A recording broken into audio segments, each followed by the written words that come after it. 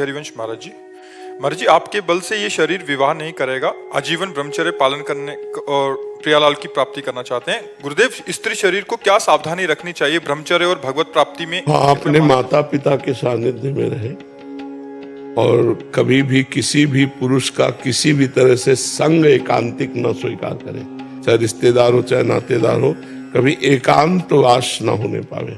सबसे पहली बात, अगर घर में कोई नहीं है तो हमें किसी से नहीं मिलना, चाहे मेरा पूज्य से पूज्य, चाहे वो वृद्ध हो चाहे जवान हो चाहे कोई भी हो, प्रथम बात। दूसरी बात, अपने द्वारा किसी भी तरह की गंदी हरकत नहीं करनी।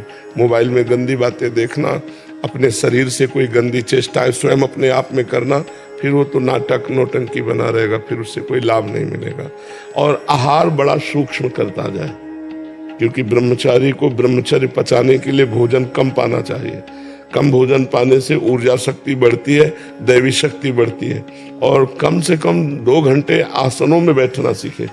आसन, पद्मासन, सिद्धासन, इनमें बैठना आता है तुम्हें लगाना, किसी से पूछ लेना, क्योंकि आसनों में बैठना आवश्यक है, तभी ब्रह्मचर्य पचेगा, नहीं तो फिर उद्दंडता आ जाएगी। आसनों में बैठने से कष्ट होता है। दाईं एड़ी को पकड़ करके बाईं जांग पे ऊपर चढ़ाओ, नाभि के पास चढ़ाओ, अभी चढ़ाओ। फिर बाईं को पकड़कर दाईं की तरफ ऊपर चढ़ाओ। चढ़ गए? दोनों ऐसे हैं, देखो इसे कहते हैं पद्मासन। अब दोनों हाथ रखो ऐसे और सीधी हो जाओ। 5 मिनट, 10 मिनट, 15 मिनट धीरे धीरे ऐसे बढ़ाना।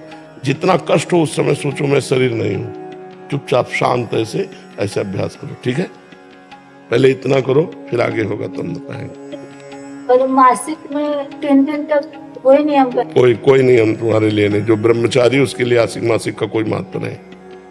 अपनी दिनचर्या, ये मासिक धर्म का निषेध उनके लिए जो मतलब गृहस्थ धर्म का प्रयोग करते हैं या जो व्यभिचार करते हैं।